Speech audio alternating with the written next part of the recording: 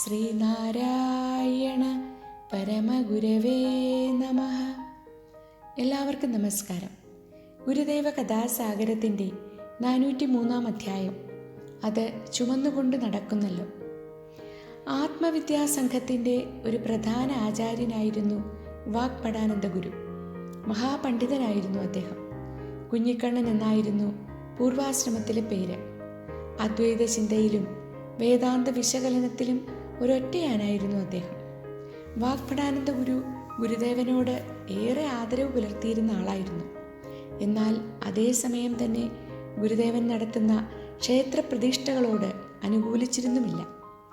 അക്കാലത്ത് സാധാരണ ജനങ്ങളിൽ വിശ്വാസ സ്വാതന്ത്ര്യവും ഈശ്വരഭക്തിയും ഉണ്ടാക്കുന്നതിനും അവരുടെ ജീവിതത്തിൽ ശുദ്ധിയും അഭ്യുന്നതിയും കൈവരുത്തുന്നതിനും അവർക്ക് ആരാധനാ സ്വാതന്ത്ര്യം പ്രാപ്തമാക്കുന്നതിനും ഉദ്ദേശിച്ചുകൊണ്ട് ഗുരുദേവൻ നിരവധി ക്ഷേത്രപ്രതിഷ്ഠകൾ നടത്തിക്കൊണ്ടിരിക്കുകയായിരുന്നു.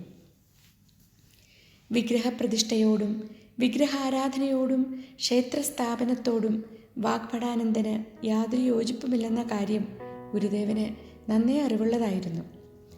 ആയിടയ്ക്കൊരു ദിവസം വാഗ്ഭടാനന്ദ ഗുരു ഗുരുദേവനെ നേരിൽ കാണുവാൻ ആഗ്രഹിച്ചുകൊണ്ട് ആലുവ അദ്വൈതാശ്രമത്തിൽ എത്തിച്ചേരുകയുണ്ടായി. അവിടുത്തെ സംസ്കൃത വിദ്യാലയത്തിൻ്റെ മുഖ്യ ആചാര്യനായിരുന്ന രാമൻ ഗുരുക്കളുമായി അദ്ദേഹത്തിന് നല്ല സൗഹൃദമുണ്ടായിരുന്നു.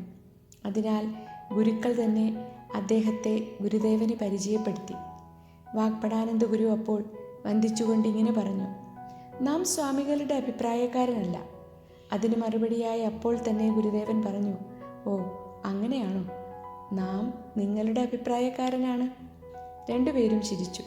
അതിനുശേഷം കുറച്ചു നേരം വേദാന്ത വിഷയങ്ങളിൽ സംഭാഷണം നടന്നു. അതിനിടയിൽ ഗുരുദേവൻ്റെ ക്ഷേത്രപ്രതിഷ്ഠകളെ ഉദ്ദേശിച്ചുകൊണ്ട് വാഗ്ഭടാനന്ദ ഗുരു ചോദിച്ചു: ഈയിടെയായി നാടുനീളെ അങ്ങ് കല്ല് നാട്ടുന്നതായി കേൾക്കുന്നല്ലോ. അത് കേട്ടിട്ട് ഗുരുദേവൻ അതിന് തക്കതായൊരു മറുപടി ഇങ്ങനെ കൊടുത്തു: നാം കല്ല് നാട്ടുന്നല്ലേ ഉള്ളൂ, കുഞ്ഞിക്കണ്ണൻ അത് ചുമന്നുകൊണ്ട് നടക്കുന്നല്ലോ. വാഗ്ഭടാനന്ദ ഗുരു അക്കാലത്ത് കാതിൽ കല്ല് പതിച്ച കടുക്കൻ അണിഞ്ഞുകൊണ്ടാണ് നടന്നിരുന്നത്. അതിനെ ഉദ്ദേശിച്ചാണ് ആ മറുപടി എന്നത് അദ്ദേഹത്തിന് ക്ഷണത്തിൽ തന്നെ ബോധ്യമായി. ആ ചോദ്യവും ഉത്തരവും കേട്ട് അവിടെ കൂടി നിന്നിരുന്നവരൊക്കെ ചിരിച്ചു. പിന്നീട് ഒരു ലഘു ഭക്ഷണത്തിന് ശേഷം ഇനിയും കാണാമെന്ന് പറഞ്ഞ് വാഗ്ഭടാനന്ദ ഗുരു മടക്കമായി. നന്ദി.